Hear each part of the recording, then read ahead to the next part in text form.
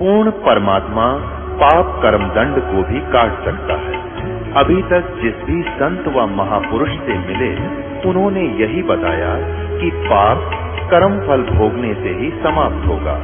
वो प्रभु कौन है जो पाप कर्म को काट देता है, वो काल के बंधन से छुड़वा देता है। उसका क्या नाम है, पूजा की विधि क्या है?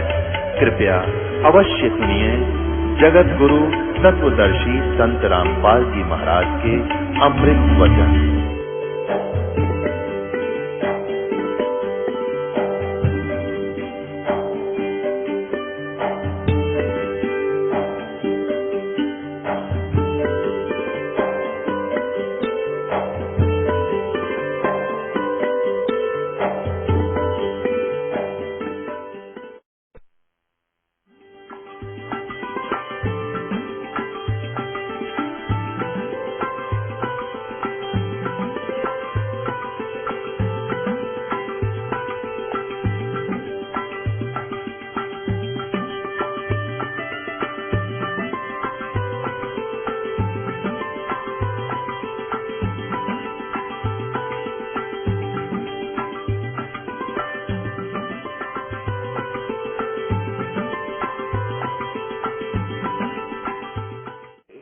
तो उस समय ये कहा करते थे ये अज्ञानी संत गुरु ऋषि महर्षि कि कबीर अशिक्षित है, वो क्या जाने सदग्रंथों के बारे में। लेकिन वो परमात्मा थे, कबीर भगवान थे, पूर्ण ब्रह्म थे, वो तो अंतर्यामी है, सब भाषाओं के ज्ञाता है। उन्होंने 600 वर्ष पहले अपनी अमृतवाणी में वही वर्णन कर दिया था जो आज सदग्रंथों में ज्यों का तो मिला। तो वो पूर्ण परमात्मा थे और हैं और रहेंगे। अब परमेश्वर ने क्या बताया था? धर्मदास ये जग बोराना, कोई न जाने पद निर्वाण। यही कारण मैं कथा पसारा, जग से कहिए एक राम नियारा। परमेश्वर ने बताया था कि धर्मदास ये जग बौराना, कि सारा संसार विचलित है, किसी को भी यथार्थ भक्ति मार्ग का ज्ञान नहीं है, मोक्ष मार्ग का ज्ञान नहीं है। पुण्यात्माओं, इस बात को जो 600 वर्ष पहले परमेश्वर ने कही थी कबीर जी ने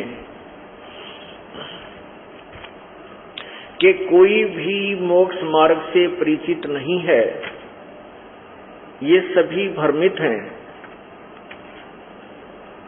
तो पुण्यात्माओं, 600 वर्ष पहले ये बात कहना और फिर उसको कोई माने कि कोई भी मीन, ना कोई ऋषि, ना कोई संत, ना ब्रह्मा विष्णु महेश, ये कोई भी मोक्ष मार्ग से परिचित नहीं है, तो बहुत कठिन बात थी। और उन अज्ञानी गुरुओं और ऋषियों की ये बात सिरे चढ़ जाती थी कि कबीर अशिक्षित है, कबीर जी क्या जाने सदग्रंथों के बारे में, ये झूठ बोल रहा है। परमात्मा 600 वर्ष पहले कहा करते थे कि ब्रह्मा विष्णु महेश ये नासवान है, इनकी जन्म मृत्यु होती है। ब्रह्मा विष्णु महेश की माँ दुर्गा है और पिता ये काल ज्योति निरंजन है, जिसने गीता का ज्ञान दिया श्री कृष्ण में प्रवेश करके। तो पुण्यात्माओं, 600 वर्ष पहले परमात्मा यही कहा करते थे उन अज्ञानी ऋषियों और गुरुओं को, लेकिन उन्होंने परमात्मा की इस बात को झुठला दिया कि कबीर झूठ बोलता है, सदग्रंथों में कहीं नहीं लिखा। इस दास का और आपका पवित्र हिंदू धर्म में जन्म होने के कारण हमारे को इसी रंग में रंगा हुआ था कि ब्रह्मा विष्णु महेश अजरो अमर हैं, इनके कोई माता पिता नहीं, यही सब सृष्टि के रचनहार हैं, कुल के मालिक हैं, और ये अविनाशी है। कितनी उल्टी पढ़ाई पढ़ा रखी थी अपने ताई। अब इनके जीवन चरित्र में देखा तो ये तो नासवान है, इनकी जन्म मृत्यु होती है। एक छोटा सा यहाँ एग्जाम्पल आपको उदाहरण देते हैं, उसके बाद फिर आगे कथा सुनाते हैं। जो परमेश्वर ने अपने प्यारी आत्मा धर्मदास जी को सुनाई थी। देखिएगा, श्रीमद् देवी भागवत, गीता प्रेस गोरखपुर से प्रकाशित है।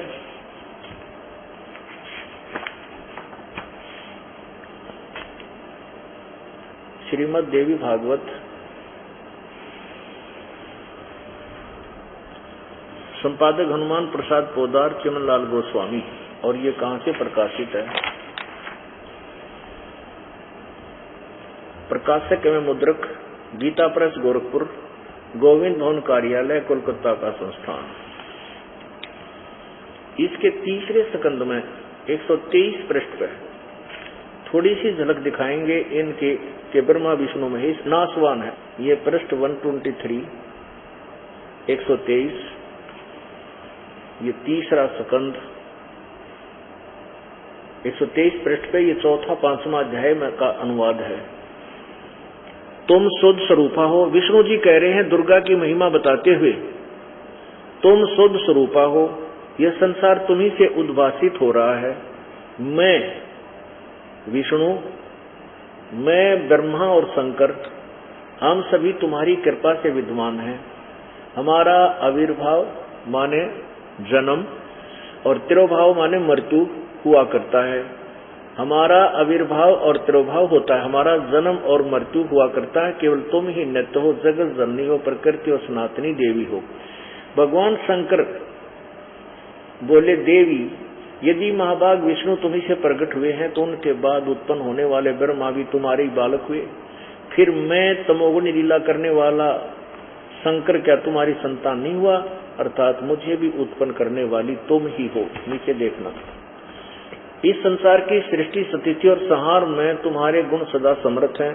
उन्हीं तीनों गुणों से उत्पन्न हम, यानी हम ब्रह्मा विष्णु और शंकर नियमानुसार कार्य में तत्पर रहते हैं।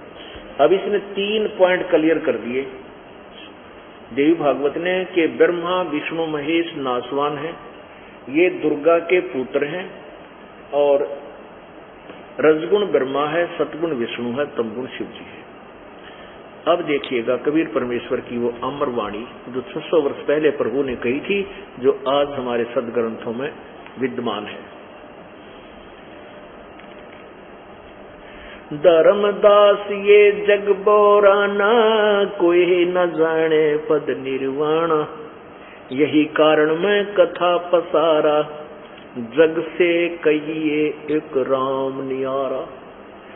इन सब से एक और राम है, अपनी महिमा आप पे बता रहे परमात्मा। आप पे आरती आप पे साजे, आप पे किंगर आप पे बाजे, आप पे ताल झांझ झनकारा, आप नचे अब देखन हारा। यानी सब क्रिया परमात्मा ने आप ही करनी पड़ी, अपना डबल रोल करके। स्वयं एक दास और तत्वदर्शी संत की भूमिका करके अपनी महिमा, यानी एक और राम है, अपने महिमा अपने बारे में बता रहा है। यदि परमेश्वर कबीर जी कहते बार बार कि मैं भगवान हूँ, धर्मदास मैं परमेश्वर हूँ, मैं सत्य पुरुष हूँ, तो धर्मदास नहीं मानते, सुनते भी नहीं बात परमात्मा की। क्योंकि हमारे को उल्टी पट्टी पढ़ा रखी है, सभी ने एक ही थ्योरी बता रखी है, परमात्मा निराकार है। हम विष्णु जी के उपासक थे, श्री कृष्ण जी के उपासक थे, मूर्ति रखते थे, और फिर भी जब चर्चा चलती थी जब भगवान देखा है कैसा है, हम कहते थे भगवान दिखाई थोड़ा देता हूं तो निराकार है। ऐसी ऊट पटांग व्याख्या हमारी थी, क्योंकि निराधार ज्ञान था हमें। तो ऐसे ही धर्मदास जी को भी एक पवित्र हिंदू धर्म में जन्म होने के कारण यह पढ़ाई पढ़ा रखी थी एक रूपदास संत ने कि परमात्मा निराकार है, और विष्णु जी की मूर्ति रखे, धर्मदास जी उसका कर्मकांड करे, पूजा करे, और फिर भी भगवान निराकार है। तो इसलिए परमेश्वर ने अपना डबल रोल किया। क्या बताते हैं? धर्मदास ये जग बोराना, कोई न जाने पद निर्वाणा।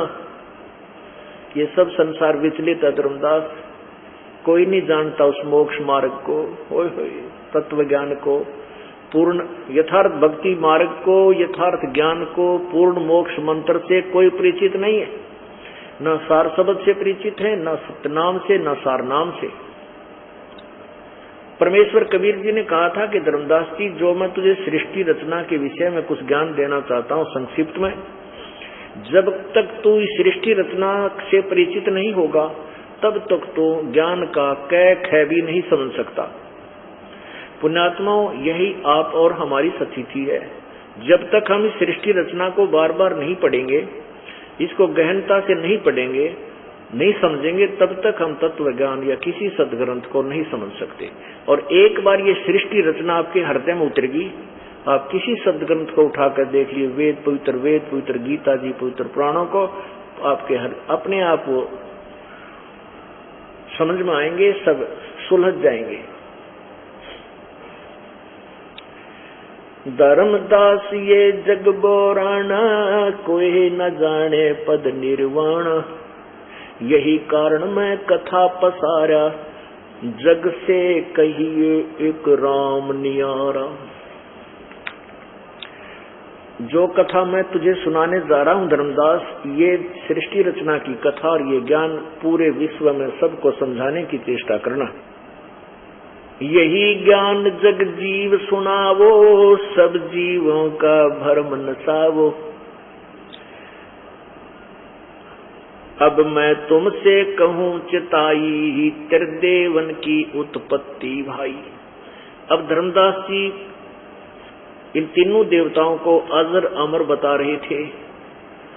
ये इनका कोई जन्म नहीं होता, इनके कोई माता पिता नहीं, ब्रह्मा विष्णु महेश की। तो कबीर परमेश्वर कहते हैं, मैं तुझे बताता हूँ तीनों तेरे भगवानों की उत्पत्ति, कैसे जन्म हुआ। अब मैं तुमसे कहूँ चिताई, त्रिदेवन की उत्पत्ति भाई। कुछ संक्षेप कहूँ गहुराई, सब संशय तुमरे मिट जाई। भरम गए जग वेद पुराना, आदि राम का भेद न जाना। गीता जी अध्याय नंबर 18 के श्लोक नंबर 62 में कहा कि अर्जुन, तू सर्वभाव से उस परमेश्वर की शरण में जा, जिसकी कृपा से तू शाश्वत स्थान यानी परम शांति को और शाश्वत स्थान को यानी सतलोक को प्राप्त होगा। उस परमेश्वर की शरण में जाने के लिए चौथे अध्याय के 34वें श्लोक में कहा है कि अर्जुन, उस तत्व ज्ञान को जिसके विषय में गीता जी अध्याय नंबर 4 के श्लोक नंबर 32 में कहा है कि बहुत प्रकार का विवरण विस्तार से सच्चिदानंद घन परमेश्वर की वाणी में, यानी गीता से जो अलग कोई ज्ञान है, यानी कबीर परमेश्वर की वाणी में, उस पूर्ण ब्रह्म की वाणी में वो लिखा है। उस तत्व ज्ञान को किसी तत्वदर्शी संतों के पास जाकर के उनसे समझ दंडवत प्रणाम कर, कपट छोड़कर उनसे प्रसन्न कर, फिर वह तत्वदर्शी संत तुझे उस परमेश्वर के बारे में ज्ञान बताएंगे। अब गीता जी अध्याय नंबर 8 के श्लोक नंबर 13 में गीता ज्ञान दाता ने अपने विषय में बताया है कि ओम इति एक अक्षरम ब्रह्म विभानन माम अनुसमरण, यह पर्याति तजन देहम स याति परमाम गतिम, कि मेरा मुझ ब्रह्म का एक ओम मंत्र है, एक अक्षर ये ओम मंत्र है, इसका जो अंतिम श्वास तक सिमरण करेगा वो मेरे वाली परम गति को प्राप्त होगा। और अपनी परम गति को गीता जी अध्याय नंबर 7 के श्लोक 18 में कहा कि वो भी घटिया है, क्योंकि जन्म मृत्यु मेरे भी होंगे तेरे भी होंगे। गीता जी अध्याय नंबर 4 के श्लोक नंबर 5 और 9 और गीता जी अध्याय नंबर 2 के श्लोक 12 में, अध्याय नंबर 10 के श्लोक नंबर 2 में गीता ज्ञान दाता ने स्पष्ट किया है कि मेरी भी उत्पत्ति होती है, मेरा जन्म होता है। और गीता जी अध्याय नंबर 15 के श्लोक नंबर 4 में कहा कि जब तत्वदर्शी संत तुझे मिल जावे, उसके पश्चात उस परमेश्वर के परम पद की खोज करनी चाहिए, जहां जाने के बाद फिर ये प्राणी संसार में लौटकर कभी नहीं आते, अर्थात वो पूर्ण मोक्ष को प्राप्त होते हैं। और जिस परमेश्वर से पूरे संसार की रचना हुई है। और गीता ज्ञान दाता कहता मैं भी उसी की शरण में हूं। तो यहां परमात्मा कबीर जी अपने विषय में आप ही बता रहे हैं, भरम गए जग वेद पुराना, आदि राम का भेद न जाना। आदि राम वो पूर्ण परमात्मा जो गीता जी अध्याय नंबर 18 के श्लोक 62 में 62 में जिसके विषय में कहा है, वैसे तो गीता जी में लगभग 20 श्लोकों में अन्य परमेश्वर के विषय में जानकारी है। बरम गए जग वेद पुराना, आदि राम का भेद न जान्या। राम राम सब जगत बखाने, आदि राम कोई बिरला जाने। अब जो ज्ञान मैं तुझे सुनाने जा रहा हूं धर्मदास, परमेश्वर कह रहे हैं, इस ब्रह्मा विष्णु महेश की उत्पत्ति अर्थात सृष्टि के विषय में जो ज्ञान मैं दे रहा हूं, बुद्धिमान लोग तो इसको स्वीकार करेंगे कि सत्य कह रहे हैं, सत्य कह रहे हैं, और अज्ञानी उनका समझ में नहीं आवे।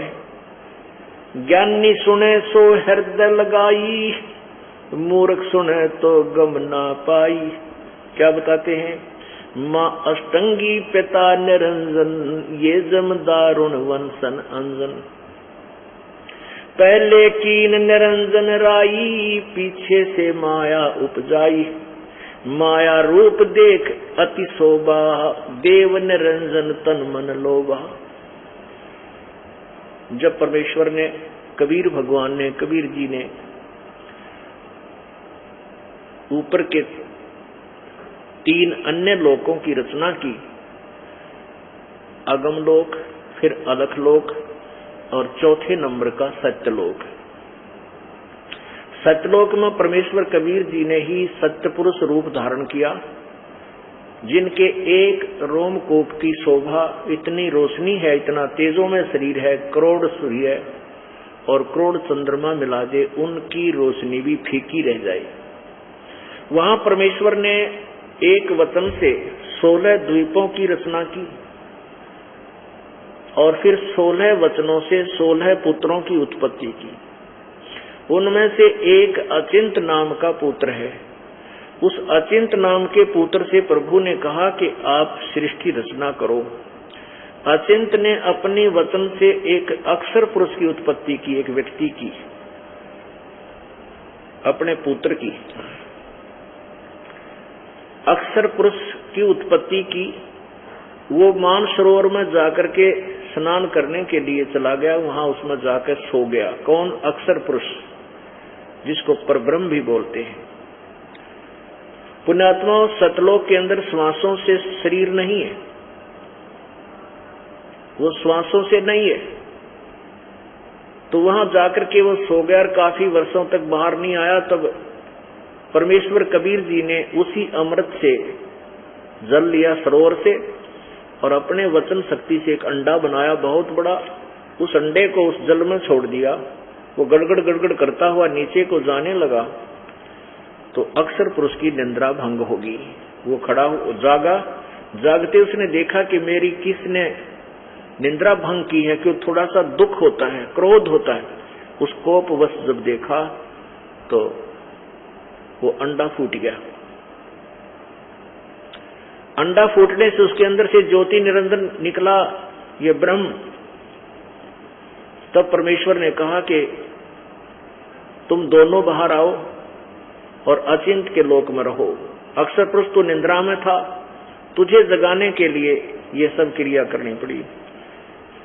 अब अचिंत के लोक में ये 3 रहने लगे। कौन? ये ब्रह्म और परब्रह्म, यानी क्षर ब्रह्म, क्षर पुरुष और अक्षर पुरुष। क्षर पुरुष कहो या काल कहो, ज्योति निरंजन कहो, ब्रह्मा विष्णु महेश का पिता कहो, दुर्गा का पति कहो, ये ब्रह्म है। इसको क्षर पुरुष भी बोलते हैं। गीता जी अध्याय नंबर 15 के श्लोक नंबर 16 और 17 में 3 प्रभु बताए हैं, एक क्षर पुरुष, एक अक्षर पुरुष।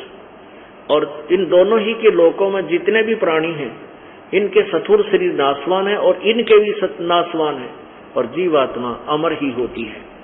इसलिए 15वें अध्याय के 17वें श्लोक में लिखा कि उत्तम पुरुष है तो अन्य, यानी वास्तव में श्रेष्ठ परमात्मा पुरुषोत्तम तो इन दोनों से, क्षर पुरुष ही ब्रह्म से, अक्षर पुरुष ही परब्रह्म से कोई और है, वो परम अक्षर ब्रह्म है, वही वास्तव परमात्मा कहलाता है। और वही तीनों लोकों में प्रवेश करके सबका धारण पोषण करता है, वो अविनाशी परमेश्वर है। अब यहाँ एक श्लोक को क्लियर करने के लिए, कौन सा? पहले कीन निरंजन राई, पीछे से माया उपजाई। पहले ज्योति निरंजन की उत्पत्ति की, बाद में दुर्गा की उत्पत्ति की, इस सेंटेंस को क्लियर करने के लिए, इस चौपाई को स्पष्ट करने के लिए, अनुवाद करने के लिए आपको ये सृष्टि की रचना सुनानी पड़ रही है कि क्या हुआ कि ज्योति निरंजन, ये क्षर पुरुष और ये परब्रह्म यानी अक्षर पुरुष जो अचिंत से उत्पन्न हुआ था, ये तीनों एक लोक में, एक द्वीप में रहने लगे, अचिंत वाले में। कुछ दिनों के बाद इस ज्योति निरंजन अर्थात क्षर पुरुष काल के मन में क्या खरपतवार उत्पन्न हुआ कि हम तीन तो एक लोक में रहते हैं और अन्य मेरे भाई वो एक एक द्वीप में रहते हैं, तो क्यों ना मैं तप करके अलग से लोक प्राप्त करूं। ज्योति निरंजन ने 70 युग तक एक पैर पे खड़ा होकर के तप किया। हम इसके जाल में कैसे फंसे?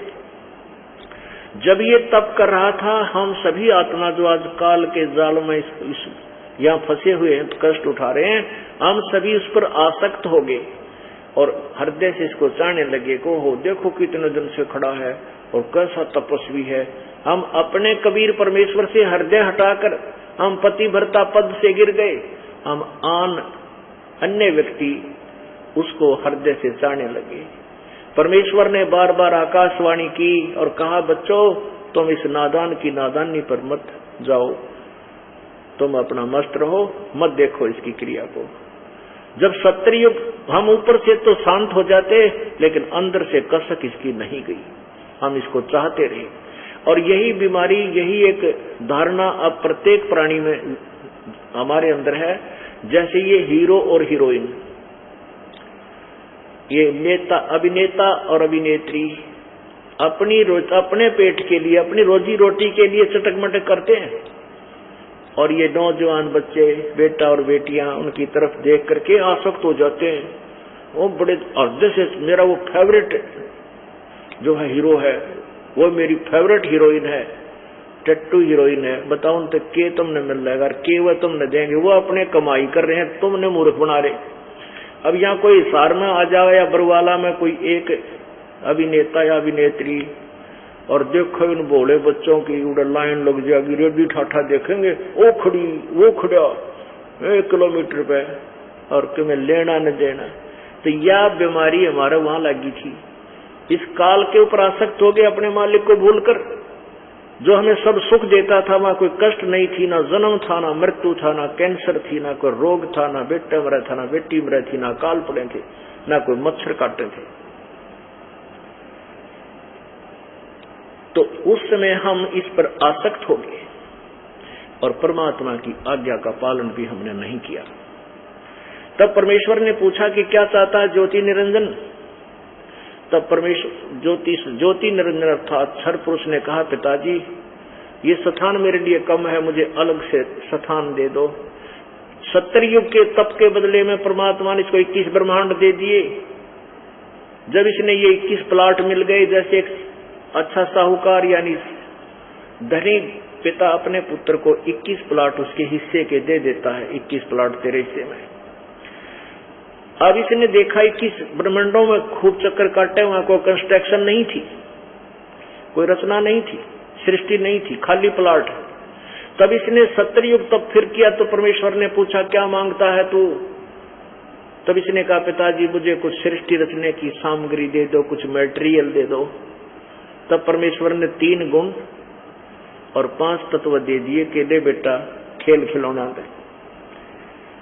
इसने जब ये पहले सभी 21 ब्रह्मांड सत्यलोक में थे, अब उसने सोचा कि 21 ब्रह्मांड भी होंगे, सृष्टि रचन की सामग्री भी होगी। अब मैं अकेला यहाँ करूंगा क्या? मेरे साथ कुछ आत्मा भी होनी चाहिए। इसने फिर 64 युग जब इसने तप कर लिया, तब परमेश्वर ने पूछा कि क्या चाहता है तू क्षर पुरुष, क्या चाहता है काल ज्योति निरंजन? तब इसने कहा, पिताजी मुझे कुछ आत्मा दे दो, मेरे अकेले का दिल नहीं लग रहा। परमेश्वर ने कहा, भाई देखो किसी भी तेरे जप या तप के बदले में यह आत्मा मैं नहीं दे सकता, क्योंकि ये मेरी आत्मा है। क्योंकि क्या किया था परमेश्वर ने, जब अचिंत को कहा था कि तू सृष्टि रच, उसने अक्षर पुरुष की उत्पत्ति की, अक्षर पुरुष जाकर सो गया। तब परमेश्वर ने कहा था कि तेरे बस का नहीं है सृष्टि रचना, इसलिए तेरे को मैंने एक ट्रायल दी थी बेटा कि कहीं तू बाद में टांग अड़ाओ कोई सा कि हम सृष्टि रच देंगे, तुम्हारे बस का नहीं है सृष्टि रचना। तो परमेश्वर ने उसके बाद क्या किया था कि हम सभी की उत्पत्ति कर दी थी, हम सभी आत्माओं की, और हम वहां सह परिवार रहते थे। हमारे अलग अलग वहां बहुत लंबे चौड़े आलीशान मकान है सतलोक में जो खाली पड़े हैं अभी भी। और पुण्यात्मा हम वहां ठाठ से रहा करते थे, ना जन्म होता था ना मृत्यु, युवा शरीर रहता था, उसमें जरा और मरण नहीं है। जरा माने बुढ़ापा और मृत्यु नहीं है, जो सबसे बड़े दुख यहाँ पर है। तो हम सभी आत्माएं वहां पहले परमात्मा ने उत्पन्न कर दी थी। तो परमेश्वर ने कहा कि भाई ये आत्मा मैं तुझे किसी भी प्रतिफल में नहीं दे सकता, किसी जप के ना तप के, क्योंकि ये मेरी आत्मा है, मेरे शरीर से निकली है। परमात्मा ने अपने वचन से हमें प्रकट किया था। तो परमेश्वर को पता लग गया था, अंतर्यामी है वो कबीर भगवान, कि ये सभी आत्मा यहाँ रहने के लायक नहीं रही। जैसे दूध फट जाता है, वो खराब हो जाता है, उसको बाहर फेंक देते, कुत्ते खाया करें। तो हम परमात्मा के हृदय से उतर गए, हम पतिव्रता पद से गिर गए, और प्रभु ने हमें वहां अपने हृदय से उतार दिया। तब परमेश्वर ने कहा ज्योति निरंजन से कि मैं किसी भी आत्मा को तुझे नहीं दूंगा। हाँ, एक शर्त है, यदि कोई सब इच्छा से तेरे साथ जाना चाहता है तो वैसे कुएं में पड़े उसको ले जा। तो ज्योति निरंजन हमारे पास आया। हम सभी पहले से इसके ऊपर आसक्त थे, उस हीरोइन की तरह। इसने आकर के जब हमारे पास कहा कि मैंने परमात्मा से, पिताजी से 21 ब्रह्मांड लिए हैं और वहां पर ये बनाऊंगा, दूधों की नदी बहाऊंगा, सोने के पहाड़ बनाऊंगा, वहां चांद सूरज ऐसे बनाऊंगा, क्या तुम मेरे साथ चलोगे? वहां झरने बहेंगे और काजू किस्मत से बड़े अच्छे फल उगाऊंगा। तो हम तो पहले इसको चाह रहे थे, तो हम चारों तरफ इसके खड़े हो गए और कहा हम चलने को तैयार हैं, यदि पिताजी आज्ञा दे देंगे तो हम चल पड़ेंगे। अब परमेश्वर के पास ये ज्योति निरंजन अर्थात क्षर पुरुष फिर गया और परमेश्वर कबीर जी से कहा कि हे परमात्मा, हे पिताजी, कुछ आत्माएं मेरे साथ चलने को सहमत हैं, आपकी आज्ञा चाहते हैं। परमेश्वर ने कहा कि मेरे सामने सहमति दिला उनसे, मैं उनको भेजूंगा जो मेरे सामने हाँ भर लेंगे, हम इसके साथ जाना चाहते हैं। तो कबीर परमेश्वर और ज्योति निरंजन दोनों हमारे पास फिर आए। परमेश्वर ने कहा कि जो भी ज्योति निरंजन के साथ इस काल के साथ जाना चाहता है वो हाथ खड़ा करे।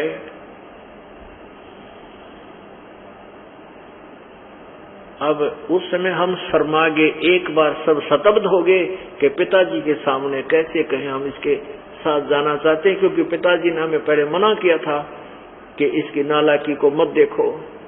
सन्नाटा छा गया, सब नीची गर्दन करके बैठ गए। तब परमेश्वर कबीर परमेश्वर ने कहा कि भाई क्यों नहीं बोलते, ये तो कह रहा था ज्योति निरंजन के कुछ आत्मा मेरे साथ जाने को तैयार हैं, बोल भाई ज्योति निरंजन, ये तो कोई भी तैयार नहीं है। तब एक आत्मा खड़ा हुआ। सबसे पहले एक आत्मा ने देर किया, हिम्मत किया और खड़ा होकर कहा पिताजी मैं इसके साथ जाना चाहता हूं। अब हमने सोचा कि यू एकला ले जाएगा सारे आनंद ने ज्योति निरंजन के साथ काल के साथ जाके। फिर हमने एकदम हम भी खड़े हो गए, दोनों हाथ खड़े करके हम भी सारे जाना चाहते हैं। अब परमात्मा ने को तो पता था कि एक कालीन को देगा टिंडे जाते ही। अब क्या किया, प्रभु ने कहा कि ज्योति निरंजन तू जा अपने 21 ब्रह्मांडों में। अब मैं इन सभी आत्माओं को जो तेरे साथ हम साथ वहां आना चाहते हैं सबको भेज दूंगा, पर एक विशेष तरीके से। तो कबीर परमेश्वर ने हम सभी को सूक्ष्म रूप बनाया, बीज रूप में, और जिस आत्मा ने सबसे पहले हिम्मत किया था, स्वीकृति दी थी, उसका एक लड़की बना दिया, युवा लड़की, एक युवती बना दिया। उसका नाम आदि माया, जिसको दुर्गा भी कहते हैं, प्रकृति नाम रखा। और उसके अंदर हम सभी आत्माओं को प्रवेश कर दिया अपनी वचन शक्ति से। और अपने पुत्र सहजदास से कहा कि सहजदास जाओ, इस लड़की को, अपनी बहन को ज्योति निरंजन के पास छोड़ाओ और उसको बता देना कि मैंने इस बेटी को शब्द शक्ति दे दी है। जितने भी जीव ज्योति निरंजन कहेगा उतने ही ये उत्पत्ति कर देगी। अपने वचन से नर और मादा उतने ही जीव, उतने ही पुरुष स्त्री जो भी उत्पन्न करना ये चाहे, इसको मैंने शक्ति दे दी है, आशीर्वाद दे दिया है और ये उत्पन्न कर देगी। अब सहजदास जी ने जाकर के, सहजदास कौन है? उन 16 पुत्रों में से एक है जो परमात्मा ने सर्वप्रथम उत्पन्न किए थे, जिनमें से एक अचिंत भी है। ज्योति निरंजन फिर बाद में अंडे से उत्पन्न किया। ज्योति निरंजन के बाद फिर हम सब आत्माओं की उत्पत्ति की। दुर्गा की भी बाद में उत्पत्ति हुई, आप सुन रहे हैं। अब ये सामने आएगा जो सेंटेंस परमेश्वर की अमर वाणी का, ये क्लियर करने के लिए ये सब कहानी आपको सुनाई जा रही है। अब ज्योति निरंजन के पास सहजदास अपनी बहन उस प्रकृति को लेकर गया। परमेश्वर कबीर जी ने इस बेटी का यानी दुर्गा को प्रजनन इंद्रिय नहीं लगाई थी और केवल स्त्री रूप दिया था। वो देखना चाहते थे कि काल और कितना गिर सकता है। तो ज्योति निरंजन के पास जब सहजदास गया, उसको सारी कहानी बताई कि पिताजी ने सभी आत्माओं को इस बहन के शरीर में प्रवेश कर रखा है और जितने जीव तू कहेगा ये वचन से उत्पन्न कर देगी और मैं इसको तेरे पास छोड़ के जा रहा हूं। सहजदास के आते ही अकेले वो दोनों अकेले रह गए। अब ज्योति निरंजन के मन में दोष उत्पन्न हुआ। लड़की युवा होने के कारण उसका रंग रूप निखरा हुआ था। ज्योति निरंजन के मन में दोष उत्पन्न हुआ। उसने दुराचार करने की चेष्टा की। दुर्गा ने कहा, ज्योति निरंजन तू आंखें खोल, तू मेरा बड़ा भाई, मैं तेरी छोटी बहन। उसी पिता के वचन से तू अंडे से उत्पन्न हुआ, उसी पिता के वचन से मेरी उत्पत्ति हुई। तू मेरा बड़ा भाई, मैं तेरी छोटी बहन। और बहन भाई का ये पाप कर्म अच्छा नहीं लगता। मेरे पास पिता की दी हुई वचन शक्ति है, जितने जीव तू कहेगा मैं उत्पन्न कर दूंगी। लेकिन ज्योति निरंजन ने एक नहीं सुनी। इस काल ने, ब्रह्मा विष्णु महेश के पिता ने, और जबरदस्ती दुर्गा के साथ करना चाहा। तो इसने कोई विकल्प ना देखकर अपनी इज्जत की रक्षा के लिए दुर्गा ने छोटा रूप बनाया, सूक्ष्म। और जो ही इसने बदमाशी के साथ मुंह खोल रखा था, मस्ती करता हुआ उसके मुंह के माध्यम से उसके पेट में पहुंच गई। ज्योति निरंजन के पेट में दुर्गा पहुंच गई और वहां से पुकार की, परमात्मा पिताजी मेरी रक्षा करो, मैं ऐसे ऐसे मेरे साथ इसने जुल्म किया। परमात्मा को पता था कि हो गए उसके कुकर्म शुरू। अब पता लगेगा इन अनाड़ियों को कैसे अपने पिता से दूर होकर कितना कष्ट हुआ करता है। तब परमेश्वर कबीर जी स्वयं वहां प्रकट हुए अपने पुत्र जोगजीत के रूप में और कहा, ज्योति निरंजन सुन ले हुक्म परमेश्वर का। आज से तेरा नाम काल होगा। 1 लाख मानव शरीरधारी प्राणियों का नित आहार करेगा और 1.25 लाख की उत्पत्ति किया करेगा। लड़की को उसके पेट से बाहर निकाल दिया परमात्मा ने पाड़ के अपने नाखून से, और लड़की को बाहर निकाल दिया और कहा, आज के बाद तुम निकल जाओ यहां से, तुम दोनों इस लोक में नहीं आ सकोगे। और ले जा तेरे 21 ब्रह्मंडों को 16 संघ कोष की दूरी पर जाकर ये रुक जाएंगे।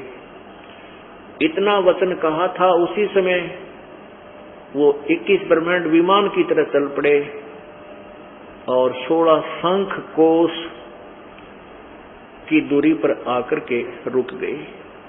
एक कोष लगभग 3 किलोमीटर का होता है। सतलोक से ये 21 ब्रह्मांड 16 शंख कोष की दूरी पर, अर्थात 48 शंख कोष किलोमीटर की दूरी पर आकर के यहां चक्कर काटने लगे। उसने फिर वही दुष्कर्म करना चाहा दुर्गा के साथ।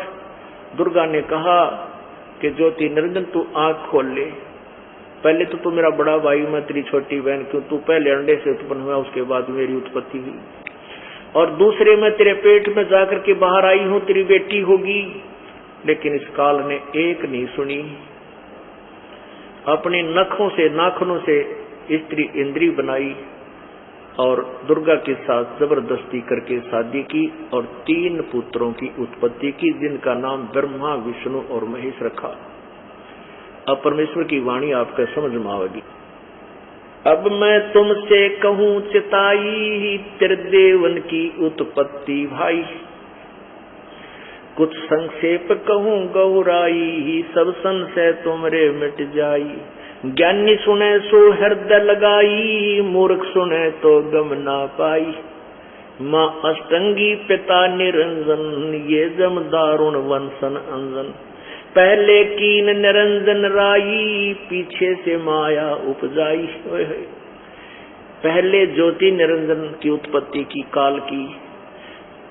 और परमात्मा ने कहा था कि आज से तेरा नाम काल होगा। जब इसने परमात्मा ने उसके पेट से लड़की को निकाला और कहा कि तू 1 लाख जीव खाया करेगा, मानो शरीरधारी 1.25 लाख की उत्पत्ति करेगा, तेरा नाम आज से तेरा नाम काल होगा।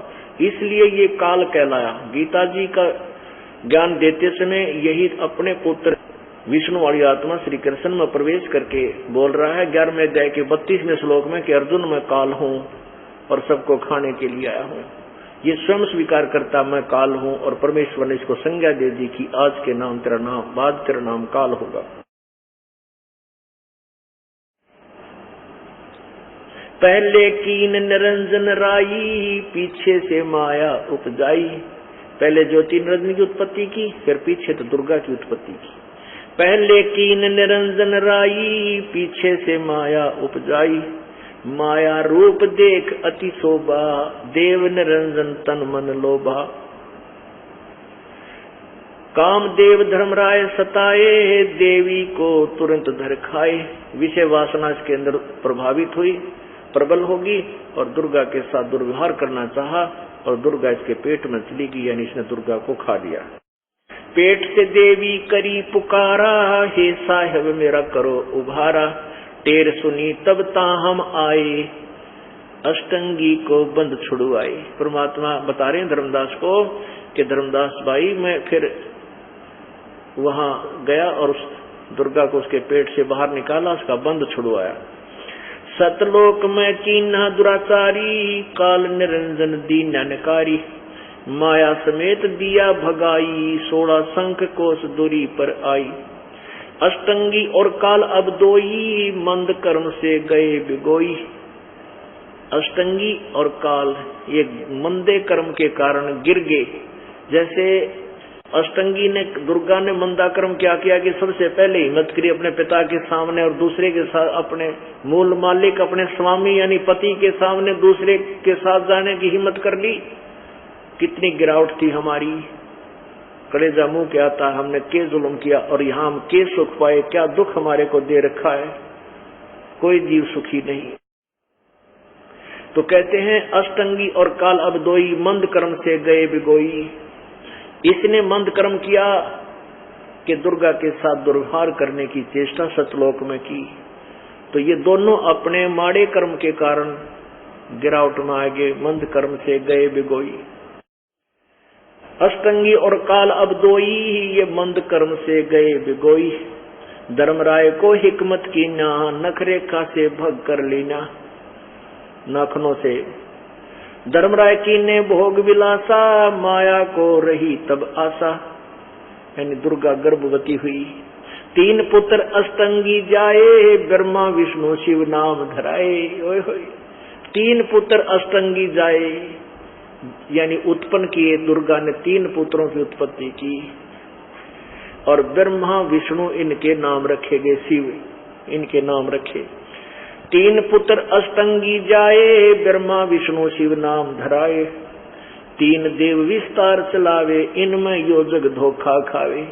ये तीनों देवता ब्रह्मा विष्णु महेश इस काल के विस्तार को संचालित कर रहे हैं और इन्हीं की पूजा में, इन तीनों गुणों की साधना में, पूजा में योजक धोखा खा रहा है। इनको पूर्ण परमात्मा मान के पूज रहे हैं और ये काल के जाल को में ही रखने वाले हैं तीनों भगवान। 3 देव विस्तार चलावे, इनमें योजक धोखा खावे। पुरुष गम कैसे कोई पावे है, काल निरंजन जग भरमावे। कहते परमेश्वर पुरुष गम में पूर्ण परमात्मा के विषय में कैसे जान सकते हैं। यो काल निरंजन सबको भ्रमित करता है, उल्टे ज्ञान की पट्टी पड़वाता है, पूर्ण परमात्मा को छुपा देता है और यहाँ अपने आप भगवान बन बैठा। तीन लोक अपने सुत दीना, सोन निरंजन वासालीना। ये तीन लोक, पृथ्वी लोक, नीचे पाताल लोक और स्वर्ग लोक अपने पुत्रों को दे दिए और स्वयं ये सुन में जाकर के ऊपर 21वें ब्रह्मांड के अंतिम छोर में, जिसको काशी कहते हैं, उसमें जाकर के रहता है। तीन लोक अपने सुत दीना, सोन निरंजन वासालीना। अलख निरंजन सुन ठेकाना, ये ब्रह्मा विष्णु शिव वेद न जाना। ये ऐसे स्थान पर रहता है, ये काल के ब्रह्मा विष्णु महेश भी नहीं आज तक ढूंढ पाए इसको, क्योंकि ये धोखे में रखता है। क्योंकि इसको 1 लाख मानव शरीरधारी प्राणी डेली खाने पड़ते हैं, क्योंकि ये स्थूल शरीर तो यहीं रह जाता है, अंदर सूक्ष्म शरीर है। इसको तपस्या पर भून कर ये काल उसमें से गंध निकालता है वासना का, उसको खाता है। जैसे बादाम की गिरी जो होती है वो खाने की होती है, ऊपर का कवर खाने का नहीं होता, छिलका खाने का नहीं होता। ऐसे ये स्थूल शरीर के अंदर सूक्ष्म शरीर है, उसके अंदर सारे जीवन में जितने भी खट्टे मीठे पदार्थ और जो भी ये आहार करता है, ये शराब सुल्फा मांस तंबाकू खाता है पीता है, इन सब की वासना सूक्ष्म शरीर में चली जाती है। और फिर उस सूक्ष्म शरीर को तपस्या, एक बहुत बड़ी तवे टाइप की पत्थर की टुकड़ी है, अपने आप गर्म रहती है, उसके ऊपर डाल देता है और उसमें से फिर ये तड़फ तड़फ का गंध छोड़ते हैं। मरते नहीं प्राणी, लेकिन इतना परेशान होते, इतने जलते हैं, इतने दुखी होते हैं, फिर उस गंध को ये खाता है। और जीव को कर्माधार पर फिर कुत्ते गधे सुअर देव देवता कुछ भी बनो, जाओ अपने धक्के खाओ, इस चक्कर में हमें डाल रखा है। अलख निरंजन सुन ठिकाना, सुन माने ऊपर, वो कम प्लेस में। ब्रह्मा विष्णु शिव भेद न जाना, तीन देव सो उसको ध्यावे है, निरंजन का वो पार न पावे। अलख निरंजन बड़ा बटपारा, तीन लोक जीव करे आहारा। ये काल निरंजन बड़ा ठग है, ये तीन लोकों के प्राणियों को खाता है। विष्णु ब्रह्मा विष्णु शिव नहीं बचाए, सकल खाए पुन धूर उड़ाए। तिनके सुत हैं तीनों देवा, अंधर जीव करते हैं सेवा। कहते हैं ये तीनों ये देवता उस काल के पुत्र हैं, और ये अंधे ज्ञानहीन प्राणी इन्हीं को सर्वेश्वर महेश्वर मृत्युंज और सर्वेश्वर अमर अजरो अमर मानकर, सर्व सृष्टि रचनहार मानकर अंधे जीव इन्हीं की पूजा करते हैं, ब्रह्मा विष्णु महेश की। जिसके विषय में गीता जी अध्याय नंबर 7 के श्लोक 12 से लेकर 15 में स्पष्ट किया है कि इन तीनों गुणों की भक्ति, रजगुण ब्रह्मा, सतगुण विष्णु, तम गुण शिव जी की भक्ति जो है अज्ञानी लोग करते हैं, और वही परमात्मा बता रहे हैं। तिनके सुत हैं तीनों देवा, ये अंधे जीव करते हैं सेवा। अकाल पुरुष काहू नहीं चीन्या, काल पाए सभी गए लीना। ब्रह्म काल सकल जग जाने, आद ब्रह्म को न पहचाने। तीन देव और अवतारा, ताको भजे सकल संसारा। इन ब्रह्मा विष्णु महेश में से और इन्हीं के अवतारों को, राम कृष्ण को, इन्हीं की पूजा में, इन्हीं के भजन में सारा संसार लगा हुआ है। तीन देव और अवतारा, ताको भजे सकल संसारा। तीन गुणों का ये विस्तारा, धर्मदास मैं कहूँ पुकारा। गुण तीनों की भक्ति में ये भूल पड़ो संसारे, कहे कबीर निज नाम बिना भाई कैसे उतरो पार। पुण्यात्मा, परमेश्वर ने हमें बताया कि जिस लोक में तुम रह रहे हो या सुख का सांस किसी को नहीं है, कोई प्राणी सुखी नहीं है। अब देखो, काल ने सभी को भ्रमित किया हुआ है और गलत साधना करके, तप आदि करके ये कोई सिद्धि प्राप्त कर लेते हैं, और उन सिद्धियों के आधार से ये यहाँ प्रभु पाक जाते हैं, और फिर इनकी वो दुर्गति करता है ये काल, अपने ही चक्कर में डाले रखता है। अज्ञान के कारण सभी को ब्रह्मा विष्णु महेश तक सीमित रखता है या स्वयं अपने तक सीमित रखता है? क्या बताते हैं? मुल्ला माया मग में बैठी हंसा चुन चुन खाई, ये ज्योत स्वरूपी कहे निरंजन में ही करता भाई। ये काल कहता मैं ही भगवान हूँ, ब्रह्म हूँ। जैसे गीता जी अध्याय नंबर 7 के श्लोक 12 से लेकर 15 में कहा है कि रजगुण ब्रह्मा सतगुण विष्णु तमगुण शिव जी से जो कुछ भी हो रहा है इसका मूल कारण मैं हूँ, लेकिन ये मुझ में नहीं, ये और मैं इनमें नहीं। क्योंकि रजगुण ब्रह्मा से उत्पत्ति और सतगुण विष्णु से सतीथि और तमगुण शंकर से संहार, ये जो कुछ भी हो रहा है इसका मुख्य कारण मैं हूँ। ये काल कह रहा है, गीता ज्ञानदाता श्री कृष्ण के शरीर में प्रवेश करके बोल रहा है। मुख्य कारण क्यों कह रहा है? क्योंकि इसको 1 लाख जीव प्रतिदिन खाने होते हैं, उनके लिए ब्रह्मा विष्णु महेश ये सारी सतीथि बनाए हुए हैं। और फिर 15वें श्लोक में लिखा है कि त्रिगुणमयी माया के द्वारा जिनका ज्ञान हरा जा चुका है।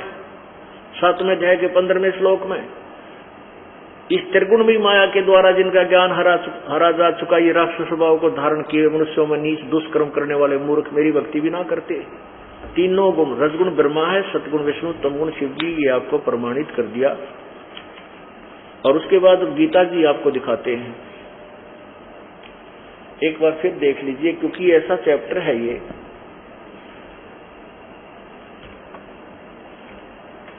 ये देखिए श्री देवी भागवत महापुराण, ये गीता प्रेस गोरखपुर से प्रकाशित है। इसके संपादक हनुमान प्रसाद पोदार चिमनलाल गोस्वामी, प्रकाशक में मुद्रक गीता प्रेस गोरखपुर, गोविंद भानु कार्यालय कलकत्ता संस्थान। अब वही 123 पृष्ठ आपको फिर दिखाएंगे, क्योंकि ये एक ऐसा जटिल प्रश्न बन गया है कि हम ब्रह्मा विष्णु महेश को एक अजरो अमर मान बैठे हैं। ये रंग बहुत देर से उतरेगा। 123 पृष्ठ है और 3रा सकंद है।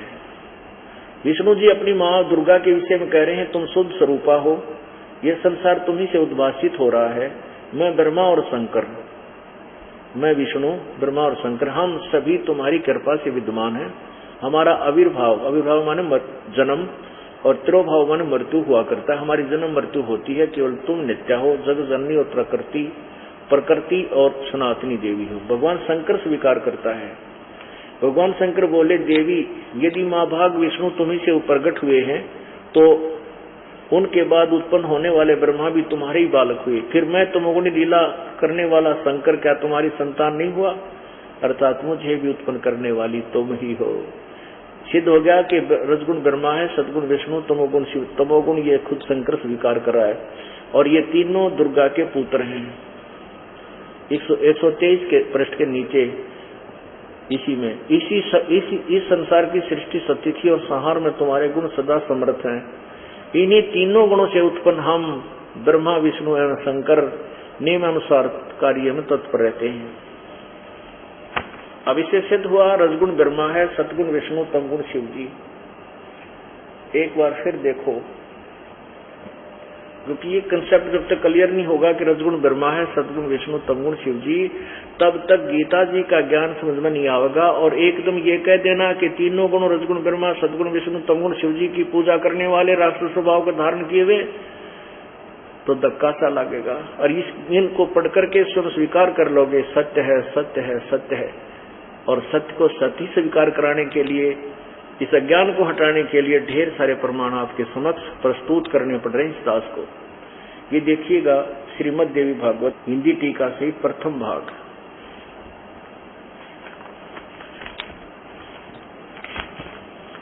देवी भागवतम स भाषा टीकम स मात्यम खेमरा श्री कृष्ण दास प्रकाशन बम्बई 4। इसके 3रे सकंद में आते हैं।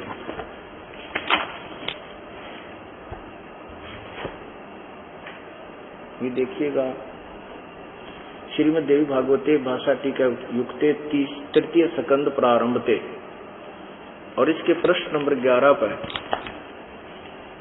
ये पृष्ठ नंबर 11 देवी भागवत और 5वां अध्याय। इसमें भगवान शंकर बोल रहे हैं दुर्गा को कि हे मातर, यदि हमारे ऊपर सदा आप दया युक्त हो तो हमको तमोगुण में किस प्रकार प्रदान किया है? शंकर कह रहा है कि मुझे तमोगुण क्यों बना दिया, और ब्रह्मा रजोगुण और हरि सतोगुण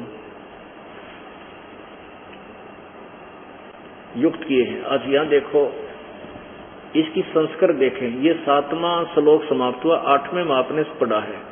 अब ये संस्कृत पढ़ो। ये देखो 7वां श्लोक समाप्त हुआ, 8वां में यदि दया धर्मनान सदाविके कथम अहम विहित है, मैं क्यों बना दिया तमोगुण, और कमल जय कमल से उत्पन्न होने वाले ब्रह्मा को रजोगुण संभव रजोगुण क्यों बना दिया, और सुविहित किमु सतोगुण हरि, सुहितो माने बना दिया, किमु माने क्यों, हरि इस विष्णु को कहते हैं, विष्णु को सतोगुण क्यों बना दिया। इससे सद हो गया रजगुण ब्रह्मा है, सतगुण विष्णु है, तमगुण शिव जी। पुण्यात्माओं, परमेश्वर के एक सेंटेंस, एक अमृतवाणी को सिद्ध करने के लिए कि परमेश्वर ने सही कहा था 600 वर्ष पहले, गुण तीनों की भक्ति में ये भूल पड़ो संसार, कहे कबीर निज नाम बिना वही कैसे उतरो पार। अब रजगुण ब्रह्मा 3 गुणों की भक्ति में ये भूल रहा संसार, रजगुण ब्रह्मा, सदगुण विष्णु, तमगुण शिव जी, ये कोड वर्ड आज ये सिद्ध हो रहे हैं सभी पुराणों में और सभी सदग्रंथों में। अब देखिएगा, श्रीमद् भगवत गीता इसका प्रमाण करेगी कि तीनों गुण रजगुण ब्रह्मा, सदगुण विष्णु, तमगुण शिव जी की पूजा करने वाले ये राक्षस स्वभाव को धारण किए मनुष्यों में नीच। अब देखिए, ये श्रीमद् भगवत गीता इसका ये 7वां अध्याय का 12वां से शुरू करेंगे, अध्याय नंबर 7